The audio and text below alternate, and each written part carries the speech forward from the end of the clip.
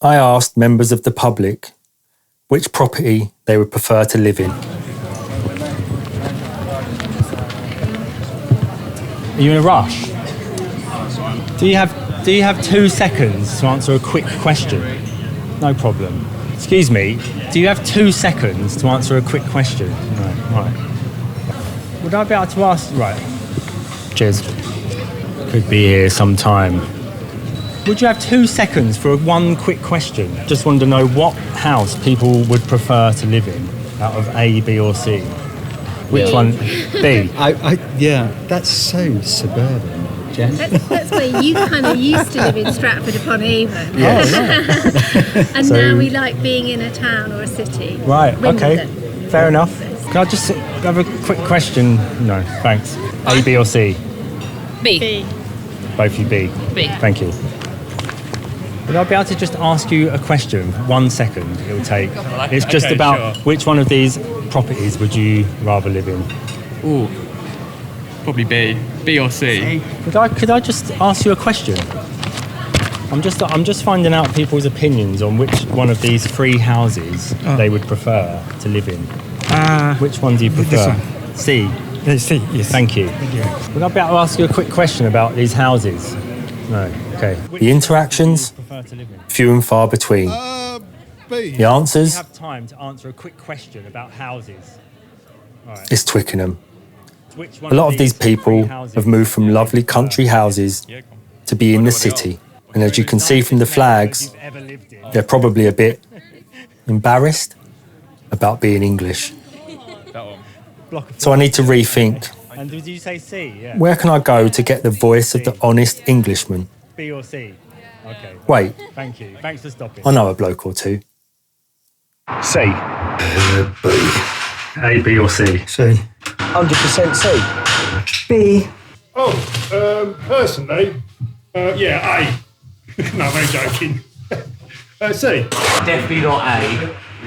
I love these 2 properties. That's Victorian, isn't it? I'd love to live in a Victorian house. Yeah. C. C, mate. B. C. C without question. C. C. Probably B. If I had the choice out of London, somewhere nice in the country, I'd go for the Tudor. C. C. Where's B? I think that one there, a B. C. I think it's a C. Yeah, C. C. C. C. C. From this wide-reaching survey, the answer seems pretty clear. But why would the majority of English builders prefer to live in a Tudor period house than anywhere else? And why do buildings like these seem both uncomfortably contrived and familiar? Long after empire, industry, and modernism, why do we still see things like this around us? In 1604, in an English common law trial known as Sir Main's case, the Attorney General, Sir Edward Coke, affirmed, "The house of every one is to him as his castle and fortress." It's a statement that comes at the end of the Tudor period, and in one form or another, we're all familiar with. It's about security, freedom, and housing. Could our enduring love for these buildings reside deep within the English psyche?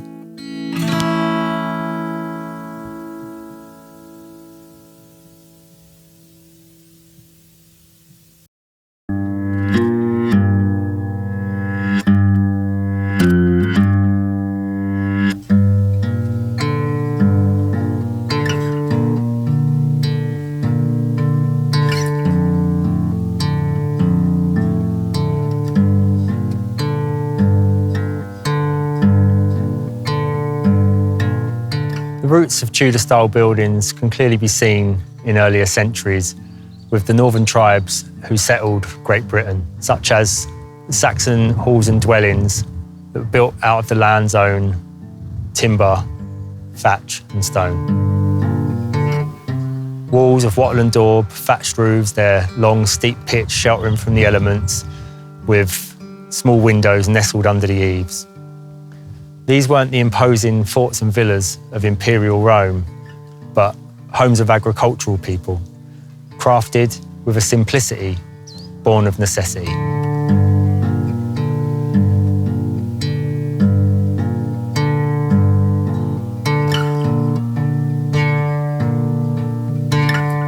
Then the Normans arrived.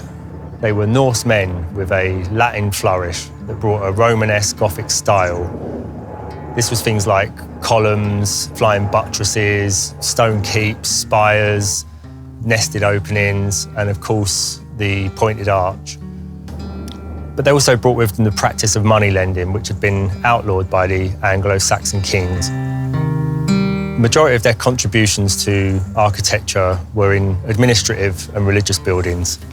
Anywhere that society needed administering or taxes collecting, the Normans would build.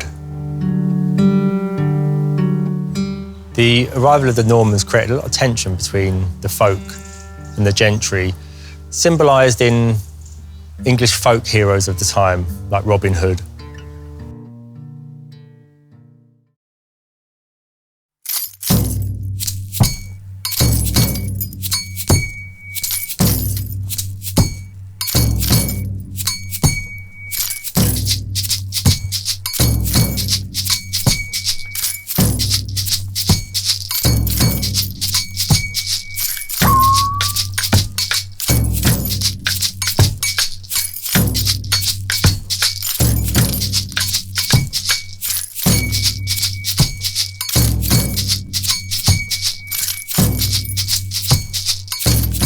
In this quiet suburb in southwest London, this is all that remains of Twickenham Park, which was the site of the encampment of the barons.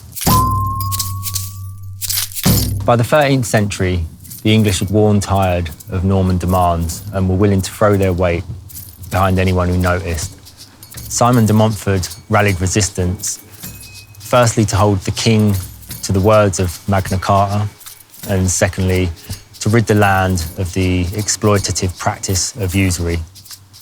De Montfort's rebellion was ultimately unsuccessful, but Edward I couldn't ignore the implications.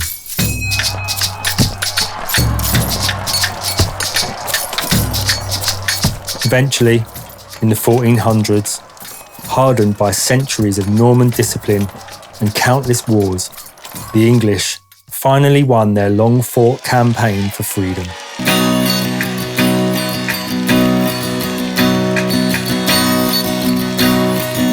The Tudors led not with the tyranny of foreign conquerors, but with the confidence of righteous heirs. Under their protection, the English formed a fiercely loyal army. Creativity was encouraged and innovation exploded. Art, architecture, trade, exploration, and commerce flourished.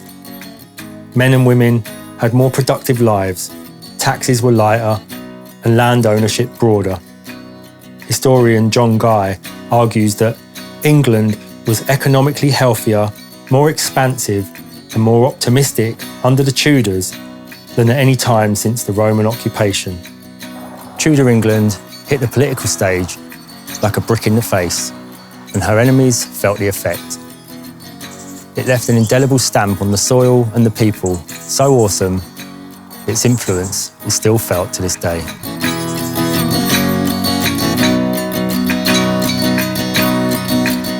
This is Merry England, a golden age when the core needs of the English, security and liberty, were met. And as a result, they thrived. The ambience of Merry England is the canvas of English folk music. It's the land where fairy tales are set. It's during this heyday that some of the greatest English literature was penned, and when some of our most familiar idioms, phrases, and sayings were voiced. So you know what they say, you've got to strike while the iron's hot. Are you throwing down the gauntlet? Well, not any old Tom, Dick and Harry can do it. While the cat's away, the mice will play. Next question. Are you a cut above the rest? Ask a stupid question, get a stupid answer. Don't spoil the ship for Abe the Tar. Oh, it's chapping.